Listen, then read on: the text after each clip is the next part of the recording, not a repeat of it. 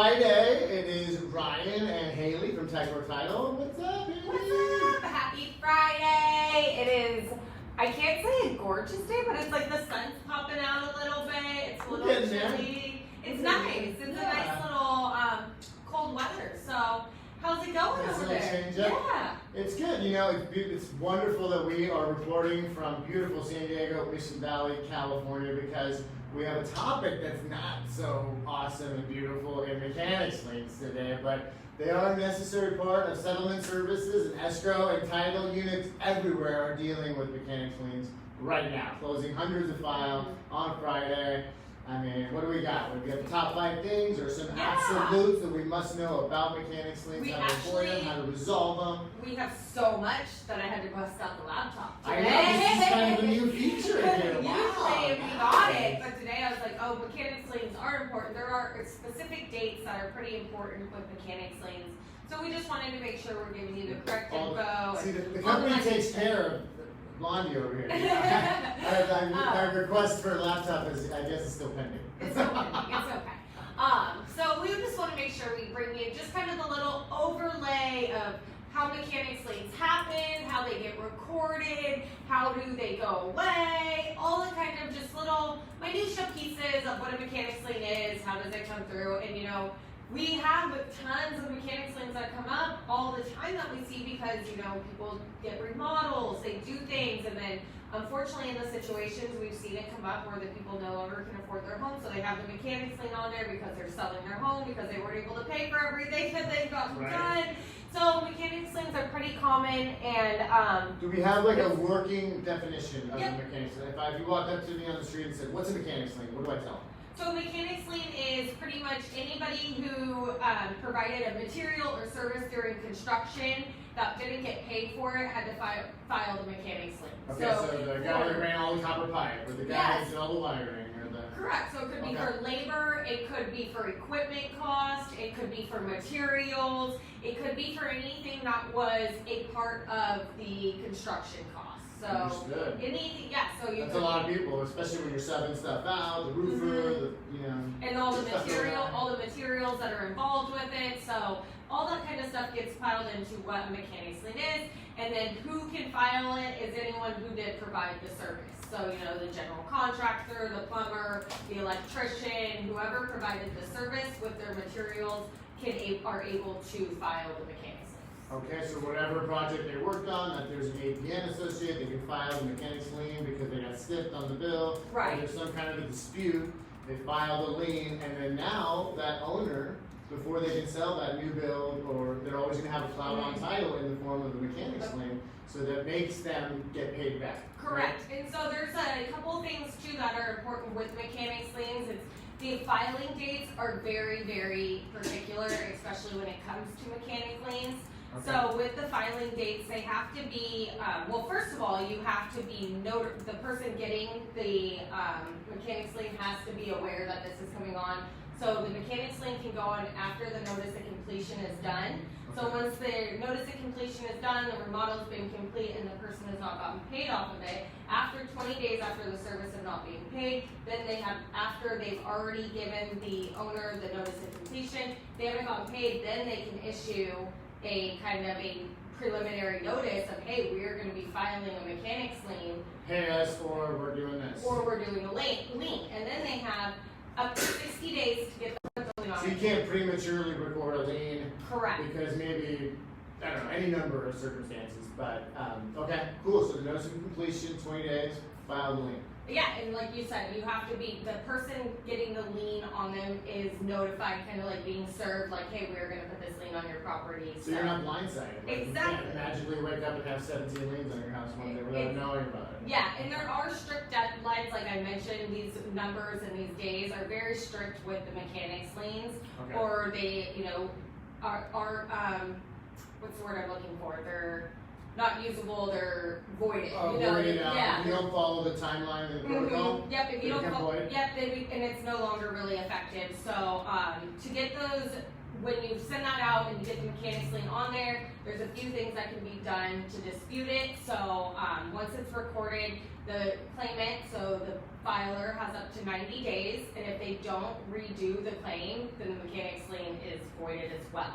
So after 90 days. So after 3 months, the lien, if it's still on the property, is voided. So we've seen liens still be on there, but they've been, not effective on title because it's after the 90 days, and there was no other. Good thing to check when there's mechanics liens to show up. And there was no other lien recorded to extend that. Mm-hmm. Gotcha. So to get rid of the mechanics liens, there's a few things you can do. A, pay it.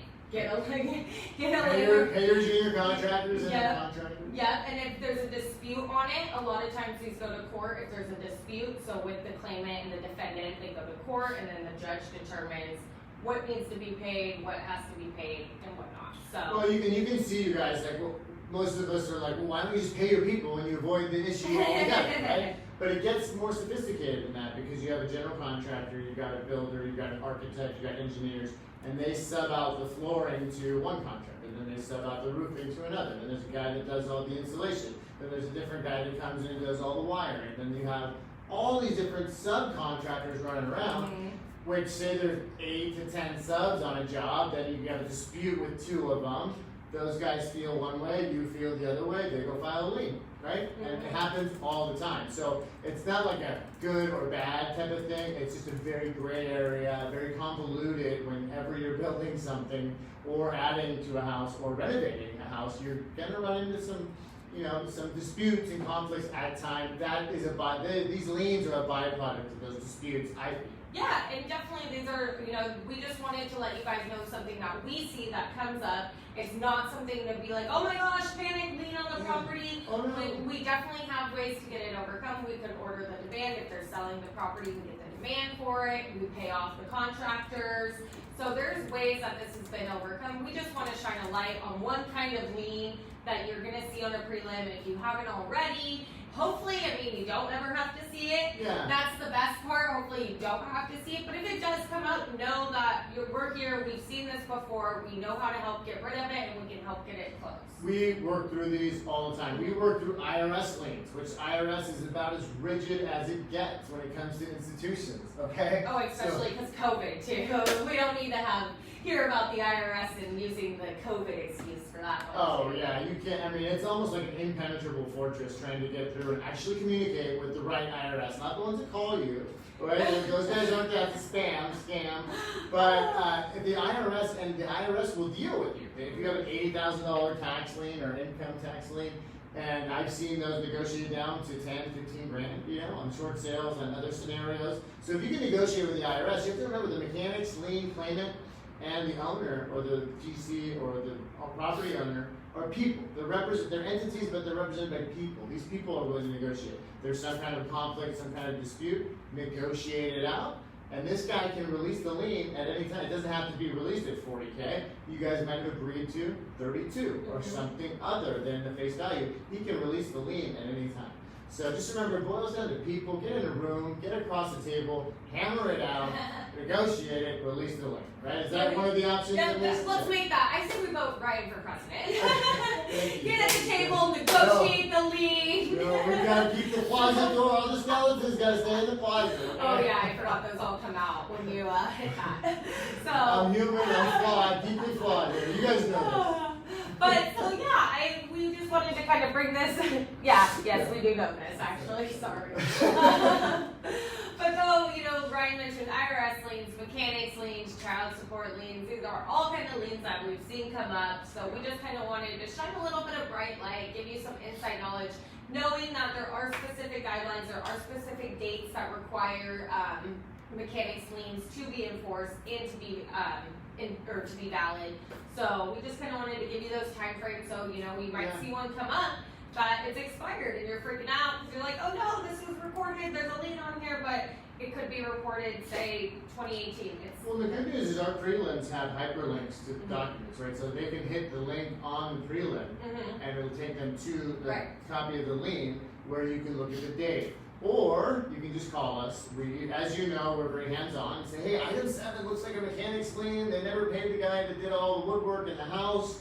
it's like 60 grand, holy cow, and then we look at it and we're like, oh, this was voided, we're able to remove it from the prelim, we'll issue a supplement, problem gone. So call, text, email, let us know. A lot of these are the big scare moment, and then it just ends up not being a problem.